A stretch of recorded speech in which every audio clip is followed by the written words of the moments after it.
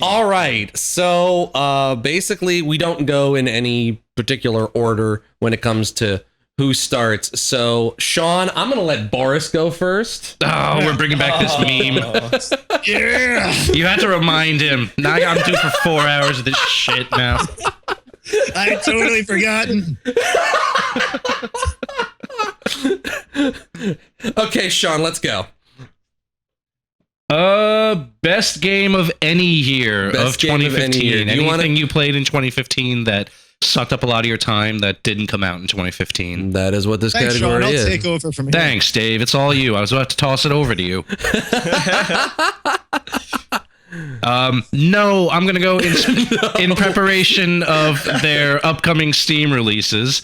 Dragon's Dogma, which Oh my God! Yes. took up a lot of my time. That the more I play it, the more I realize that's one of my favorite games of the generation. Like, I like it better than Skyrim, honestly. Really? It feels, yeah. I mean, Skyrim is kind of, kiddie school role playing, which I love it. Yeah. But Dragon's Dogma is just like, I've said this before, but the very limited fast travel, you either love it or you hate it. I love it. It makes me feel like when I go out to a mission, like I'm going on a friggin' pilgrimage. And like I might not come back from this shit alive. You've always been I love that game so much. a worshiper of the Dragon's Dogma. Yeah, everyone who's listened to this has heard me rant about how much I love that game. I won't spend too much time on it. But my winner would be, hey Rob, do you remember how much I love Danganronpa 1? I don't know what that is. Good. Danganronpa 2 is even better. Isn't that the one where like you have to get out of a high school and murder somebody? It's like a murder show. They're basically You would love that. Monokuma. I don't know why. It's something about you. It's the serial killer look you take everywhere with you. Well, no, it's because you think it's just about that. Like, oh yeah, it's a murder high school. There's so much more going on in that game. And part 2 is legitimately like incest. what? Oh, that's not what happens? No. It's just because it's a Japanese game, dude. Let's not go crazy here. Can you hand me the darker pair of glasses over there? Oh, Rob Yeah. needs to be darker. No, the other ones. Those, yeah, thank you. Welcome to the Wearing please. Sunglasses Inside podcast. Yeah, exactly. Well, I But, try to look pretty. So. Danganronpa 2 is even better because it ups the stakes, and most importantly, the way it ends is legitimately heartbreaking. And you wouldn't think that, but they just announced Danganronpa 3.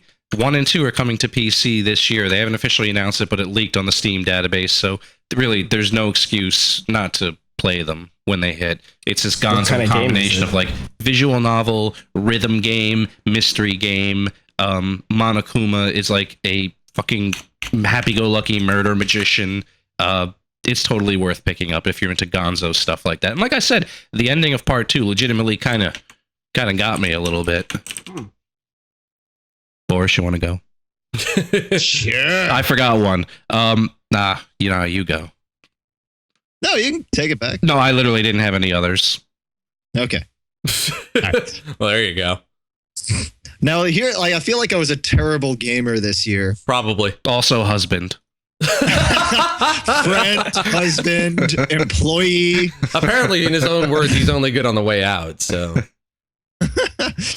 No, because like, I really just have a couple of games that I just played for long periods of time, and then others that I just like tapped on for 15 minutes, and now it's out of it.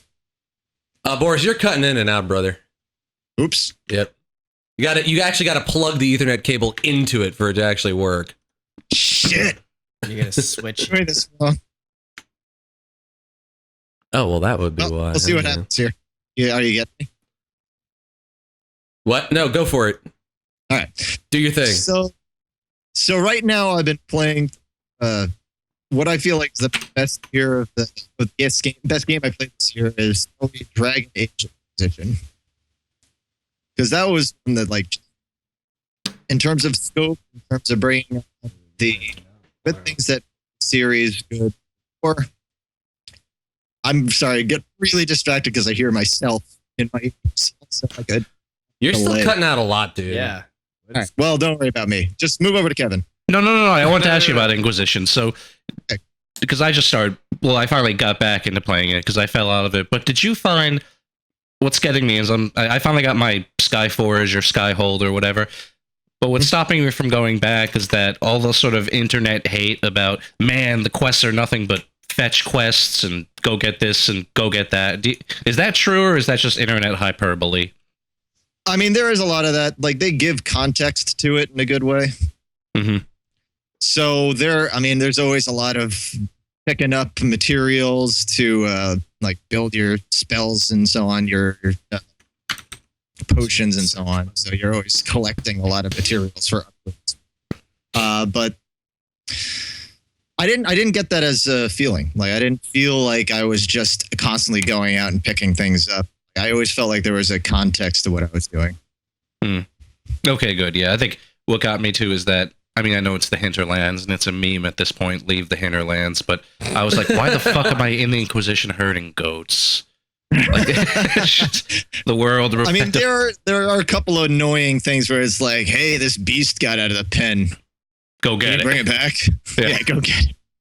Well, no, but it's the ancient, special, sacred one that the elf clan just loves.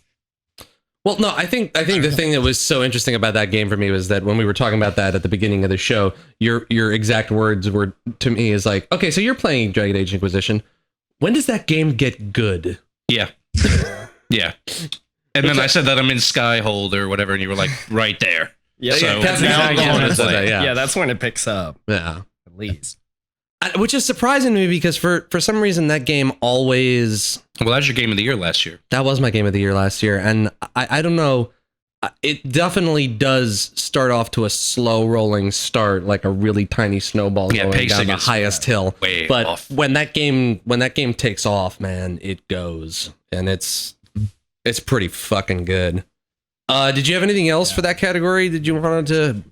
I mean, honorable mention, I just started up Mass Effect, the first one. Wait, the first one? Yeah. Damn, don't that Mako. What? Damn, don't that Mako? Yeah, that little vehicle that when you're exploring the planets. I thought it was relatively painless. I don't know why people bitched up that's honestly, I thought inventory management was way worse than the Mako. The Mako was just kind of like a minor. I thought the Mako is like driving a...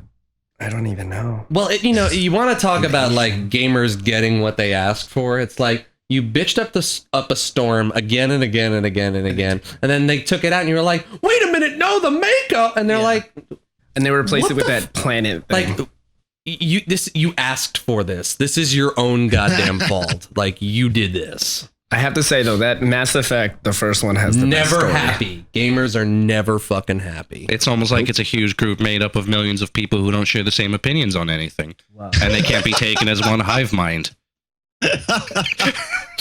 I see you've been to Reddit or 4chan once in a while. I've actually never been to 4chan. Stop by Reddit once in a while. Reddit scares me. How about NeoGAF? Oh God, that's the saddest place on the internet. Hey, do you want to see NeoGAF burn? Go there and say Bloodborne isn't the game of the year. Go there and say whatever Sony exclusive just came out is not the game of the year. Watch how fast you get banned. Game of the year is Tearaway. Tearaway's not bad, but it's not the game of the year. Banned. Anything with Yoshi in it is automatically not the game of the year. Yeah. And then the world Yoshi's burns. Woolly World. That's a great game. All right, so I guess I'll go. There were a lot of games for me this year that like I kept coming back to going, these are not 2015 games. What am I doing with my life? XCOM, Alpha Protocol. I don't know what it is about those games. I just can't stop playing them.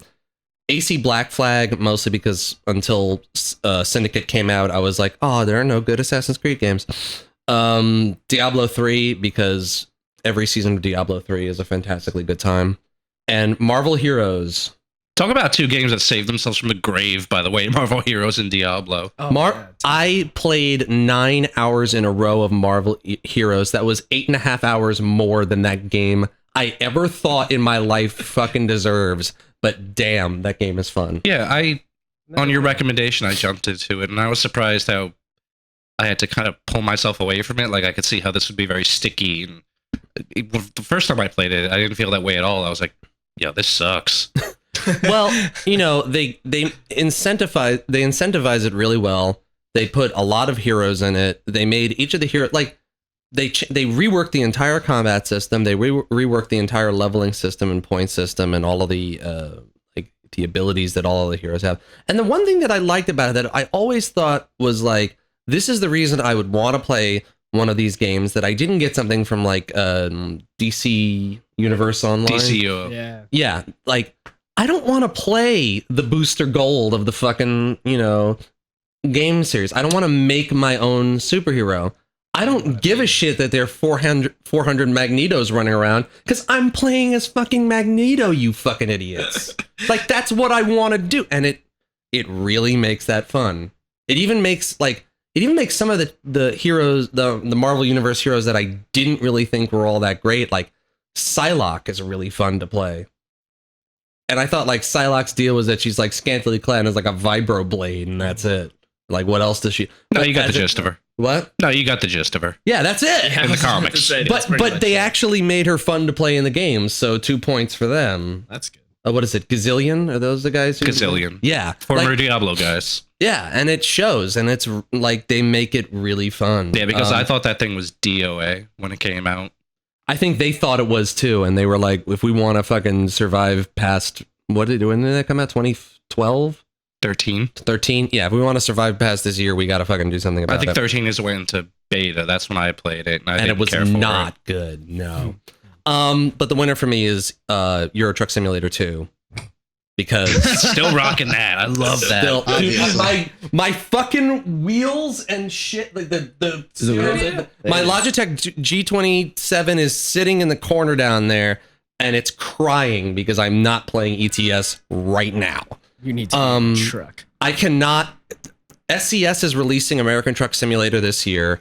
I cannot wait to play it. And my biggest hope for that game is that it has the one thing that I feel is missing from ETS 2, which is that I really want the like the garage simulator, like owner business of the part of the game to be fleshed out more. Because that's the one thing that really fucking sucks in ETS 2 is that you've got all these locations to drive to with all these trucks, and the simulator part of like owning a trucking business and trucking empire, not satisfying at all. It's like a means to an end, and it's a bad means to an end. But that game is incredibly fun. The modding community on it is amazing. The fact that there's a modding community that made a multiplayer version of that game, the fact that there are people who mod entire countries in that game, that's true. And completely, individualized trucks and cargo and physics for that game.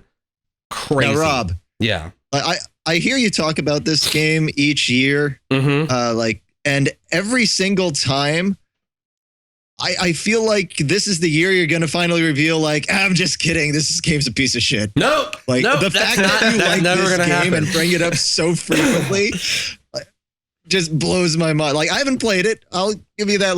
But I feel like it's a joke every time you bring it up. I feel like it became a joke category because that's how we got Goat Simulator. Well, yeah. Like this was a category. This was a category of games that went from being non-existent. Just to quickly wrap up my point before, ETS 2 is fantastic. It's a weird fucking thing to like, and I know that it's not for everybody, but damn, something about that game just keeps me coming back to it. I'm glad that you proudly like it publicly. Well, apparently my public enjoyment of it was enough to break my internet. So, because that was the thing. Someone disagreed with you. I'm sorry. You like Euro, as in Europe truck? Boom! Your net destroyed. That's not American. That's not America. Get out of here. Hammered. Speaking of things that are America, Kevin, why don't you give us your game of any year? Game of any year. My honorable mentions are Hearthstone, because I can't stop playing that on any device. I have my iPad, I have my phone, my computer. But also, that's like saying that crack cocaine was the best addition to your life this year. No, I'm not saying it from a healthy place. I haven't paid for anything yet, so I'm lucky I haven't done that. But it's just so much fun. It's just so fun. At the same time, it's the worst. Being beaten by people that can only greet you with "Happy Feats of Wintervale" over and over again. But it's mad fun. It's almost like the getting beaten all the time is related to you just saying you haven't spent anything yet. Yes. It's almost like those two go hand in hand with Hearthstone. Oh no. Why, Sean, did you have commentary on this topic? Yeah, fuck Hearthstone. Literally, I got over Hearthstone when, first of all, I like the core game. I get it. I understand the rules. They're fun. They're simple. There's a lot of depth there. Having said that, like my 4th or 5th match, when I was matched up with a guy who was like a level 0 like me, and he's pulling out fucking legendaries. Yeah. Cards that just, I cannot counteract. Like, there's no strategy where I win this fight. Like, it's just not, it's not possible. That's most of the time. Hearthstone has the main problem that every card game has, which is that if you don't have the cards, you're not going to win. Yeah. The one thing that it does right, comparatively speaking, to every other digital card game that's come out, is that it makes it really easy for you to get the cards. Super simple. Because that was the thing that broke Magic ever being a serious contender in the digital space, is that the whole way of getting cards and keeping track of them and holding onto your decks was completely like not designed in any way to be useful in a digital space. Hearthstone figured out a way to make it work. The problem is you still have to fucking drop a shitload of bank into it to make it viable, or just play it so much and lose so many times before you get the cards that you want. That's what I'm doing right now. I'm just saving all my gold coins just so I can buy other packs. And the thing is, because Hearthstone it has a much lower card count number. I mean, I think it's in the it's a little high now. Well, compared to Magic, compared to tens of thousands of cards, I think Hearthstone has overall 2,500 or something. Maybe that may even be high. It may even be in the low thousands on how many cards there are. It means it's limited on how many builds work.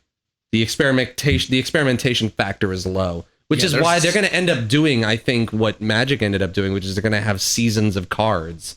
And eventually they'll, release. Retire those? They'll retire some cards. Which I'm completely fine with. Well, that makes sense. Because they already rewrote, they made major changes the last time with Hearthstone on what cards do what. So it'll be interesting to see where that goes. Yeah, it's definitely going to be one of those. It's one of those reoccurring games, along with my other honorable mention, Borderlands. Because I can't stop playing that game. You're on your own there, Chief. Why? I don't know. I don't think I can play Borderlands ever again. Only Borderlands 2. I hate the pre-sequel. Yeah. Pre-sequel, terrible. Pre-sequel's not good. No. I want to play Tales from the Borderlands. Because I haven't played Tales from the Borderlands. I haven't played that. I've heard nothing but great things. Yeah, me amazing, too. Right? Me too. But my number one winner will always be every year Diablo 3. The game that brought itself from the grave from it was dead on arrival. That's amazing what they did to that game. They just keep adding packs and patches, and they just keep making it better.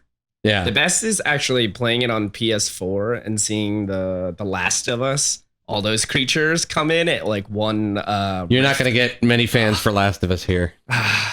It's just so good. I mean, I love Last of Us. Hey, fuck you guys. I'm actually the last time I played Last of Us on PS4, I started that up for Halloween month, and I was going yeah, I love this game. I'm going to get into this. And I played about 30 minutes of it, and then I immediately went, fuck it, Sean's right about this game. God damn it. Yeah, it is wonky. There's nothing about this game that's fun when it comes to playing it. The atmosphere in it is great, and I hate playing that game. Yeah, absolutely hate it. I've had this conversation with you. Yeah. Because I remember I got the PS4 this year, and you were like, I was just like, ooh, The Last of Us. So one category down. Let's go. 39 more to go.